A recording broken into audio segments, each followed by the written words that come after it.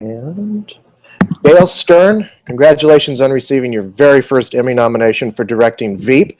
In fact, according to the Internet Movie Database, it was your first outing as a director. Is that right? That is absolutely true. Well, double congratulations.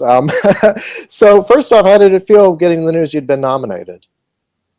I was on set, working very long hours here, and on this show that I'm working on right now in Detroit, and I got a text from a friend that said, "Congrats on the nom," and I thought, oh, stupid predictive text. I wonder what they're trying to say, you know? So, like 10 minutes later, my phone started blowing up, and it took me a while to piece it together, and I didn't even know they were making the announcements on that day. And then it just hit me. Oh, I've been nominated for an Emmy. It was pretty amazing. And of course, I'm on a set with 100 people, and I have not had a chance to really say, hey, guess what, everybody? But that's not me anyway. But it was really cool. Well, congratulations again. You were one of, what, three directors nominated this year from Veep, so clearly the directors branch of the Television Academy loves your show. Um, so you've been the long-term first AD on that show for a while. You've also done some second unit work on it. Uh, Talk about stepping up as director for the very first time. How did you get assigned this episode? Well, I've been there since the pilot. I've done every single show. Mm-hmm. So I started off with Armando Iannucci and his style of shooting the show, which I embraced as actually part of my style as well. Mm-hmm. Like all shows, it's a great collaboration.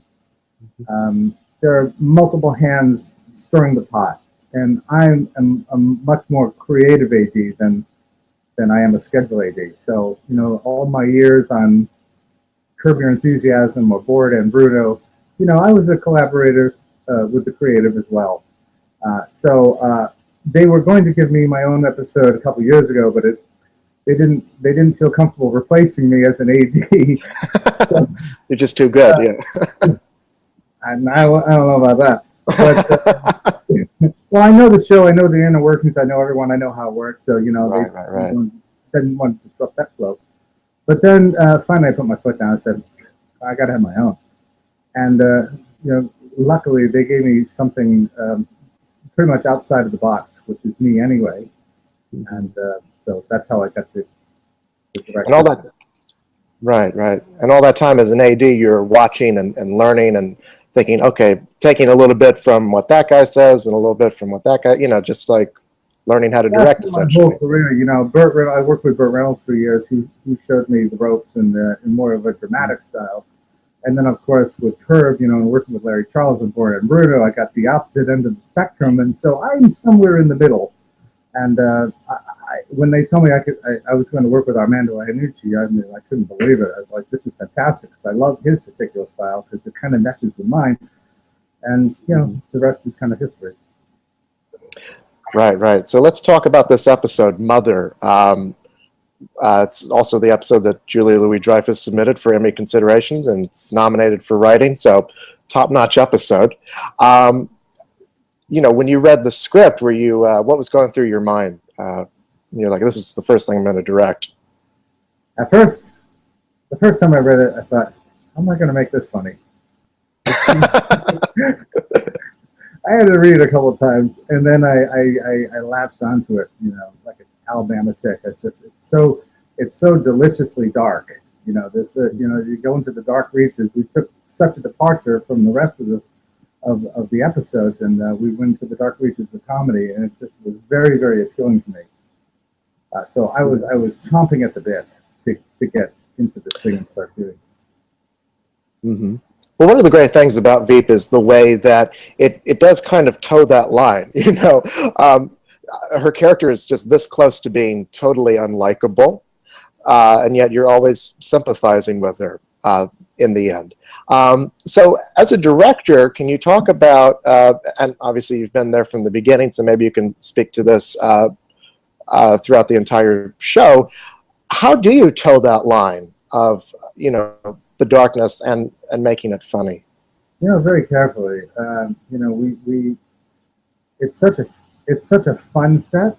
It's such an outrageously fun set. It's so wonderful. We're all such family. We love each other. But it is a serious set where we're constantly looking for the right phrase, the right word, a nuance, some way to enhance it, some way to transcend it, make it better, but still toe that line. You don't want to go too far in either direction. You got story, you got comedy, you got to keep it in the middle and get a good mixture of both. Mm-hmm. The writers, he's amazing. The writers can write what they want. They can write genius stuff like Alex Gregory and Peter Gift did, Mm-hmm.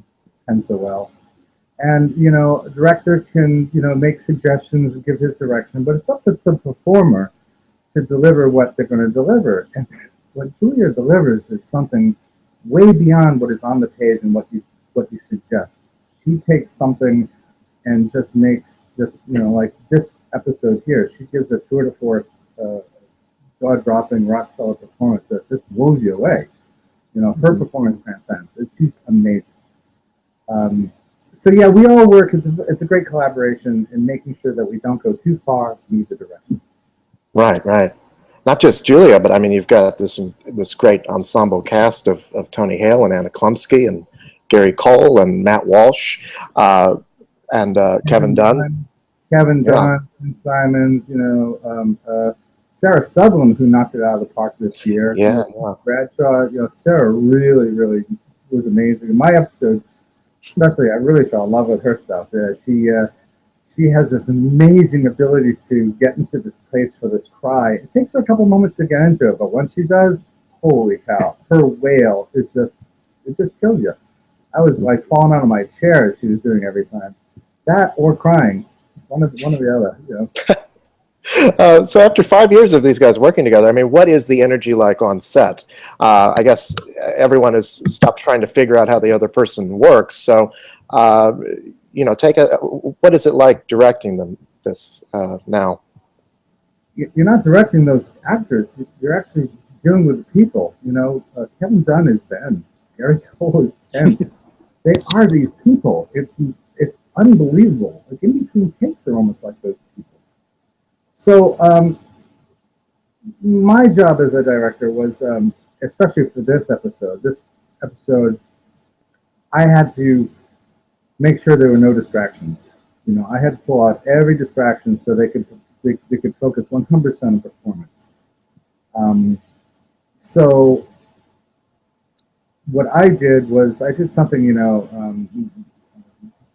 Bobby Benson showed me years ago. I took a script, I went onto the set once we actually found the location, because we got that hospital at the last possible second. The other hospitals were dark and dreary, and like one flew of the cuckoo's nest. And I wanted something, light and bright and interesting with glass that was a contrast to the mood, Mm-hmm. So we found this hospital, and I went into it in the weekend, and I actually acted out all the parts and took videos and took pictures and blocked everything out, and I really mapped out every part of not just those scenes, but all of the episodes, so that there wasn't those questions of why am I standing here, how come he's there, why am I near the window. I had to make it make total sense, which is why I act out the parts and I figure out the blocking. So I needed to remove all those questions right from the get-go so they could totally focus on performance. And that way, once on the set, and I explained to them in a rudimentary blocking, this is what you're doing, this is where we're going, this is where we're coming from. And of course, prior to the scene, I would discuss the tone with Julia to make sure that we had the correct arc.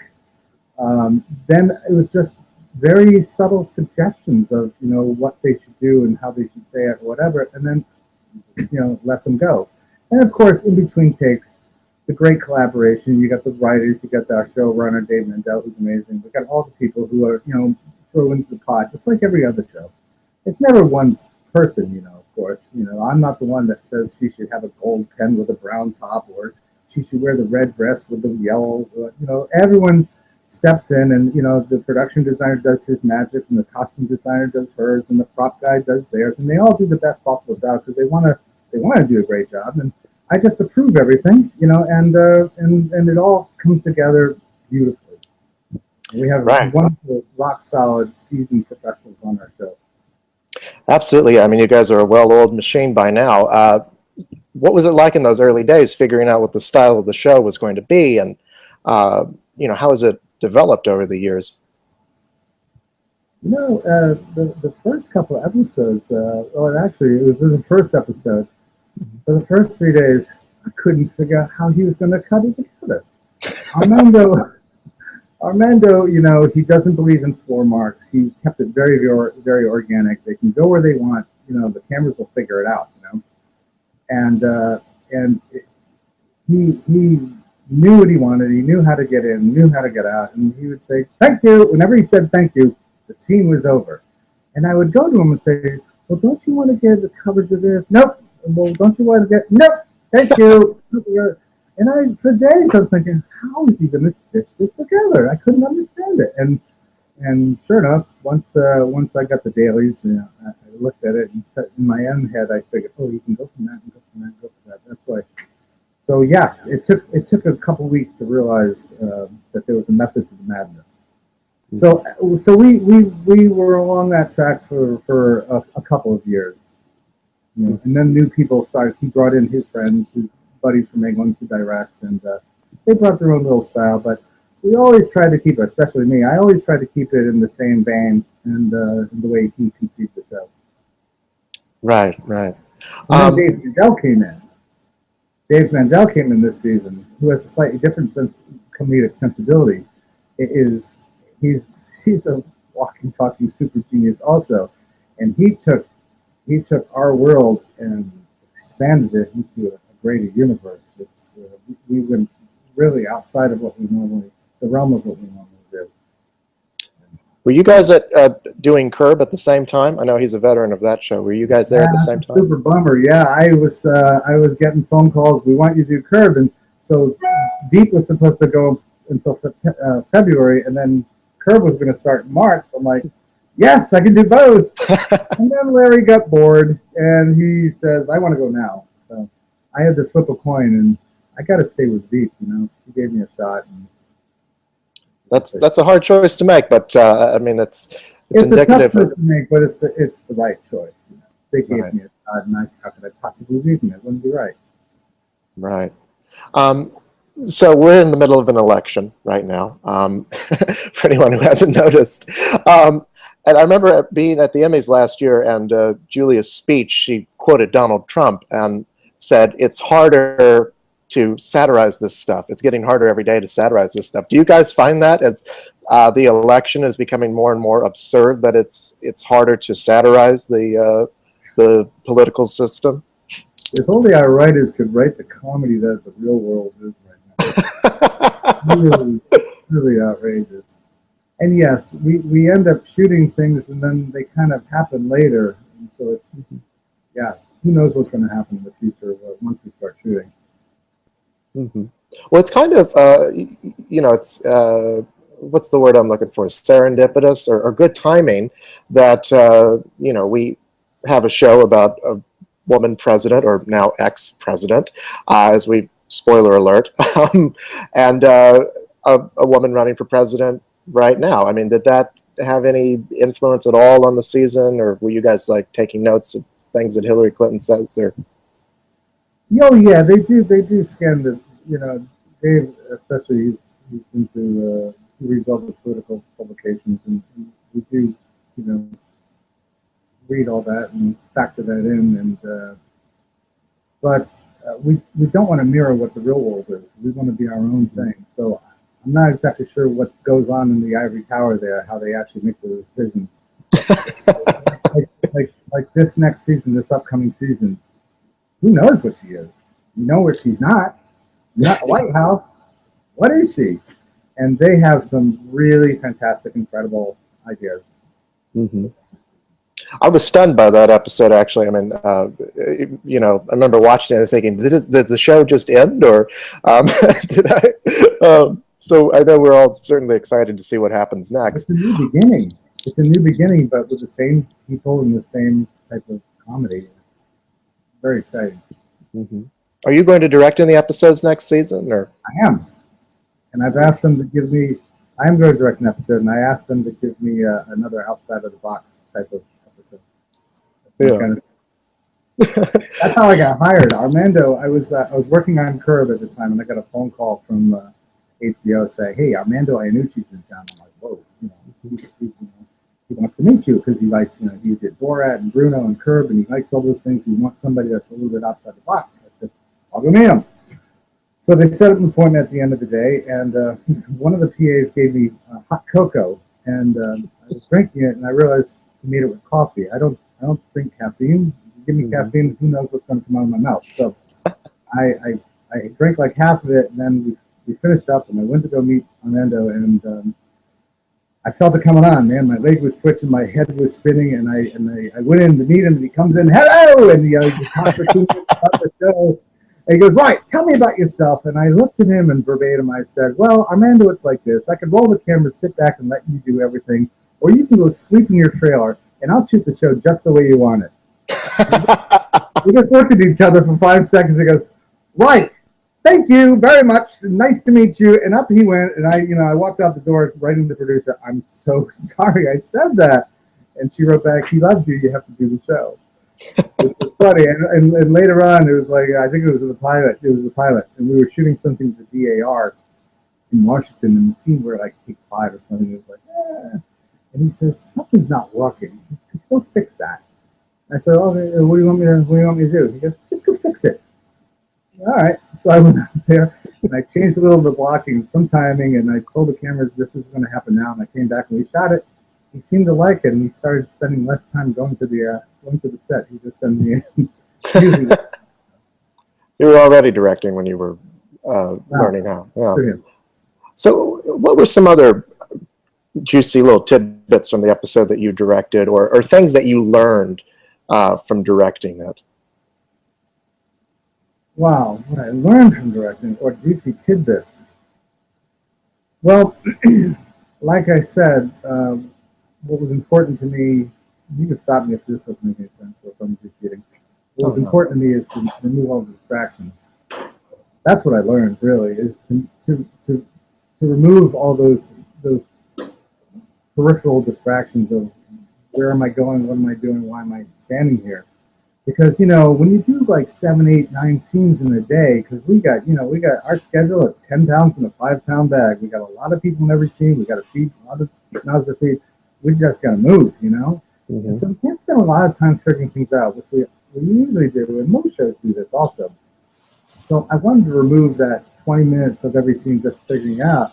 And so we'd come on the set and be doing this and doing that and doing that. So we could get right into it. And that seemed to really work. The days moved quickly. Everyone was it wasn't a lot of stress on the set. It was very, very, very comfortable.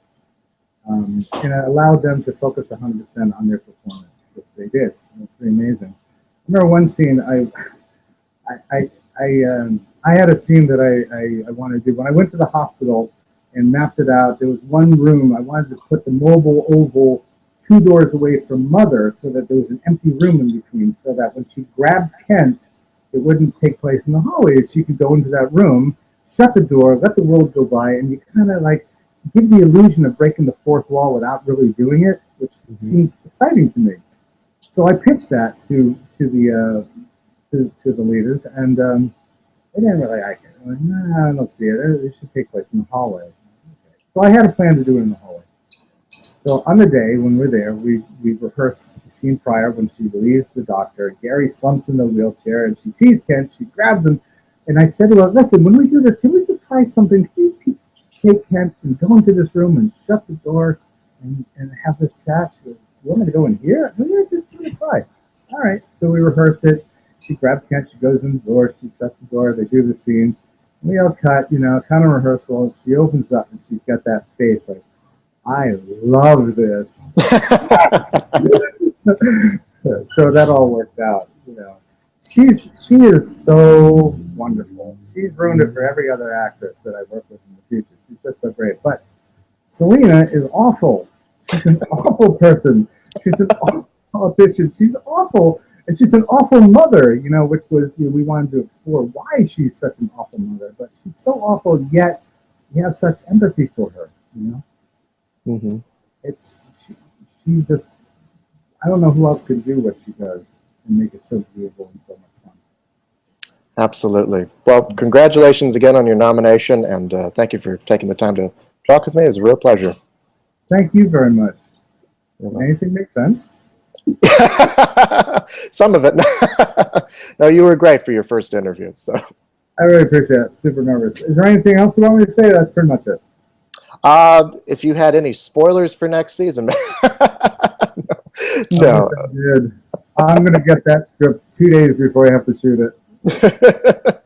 Here you go. Figure it out.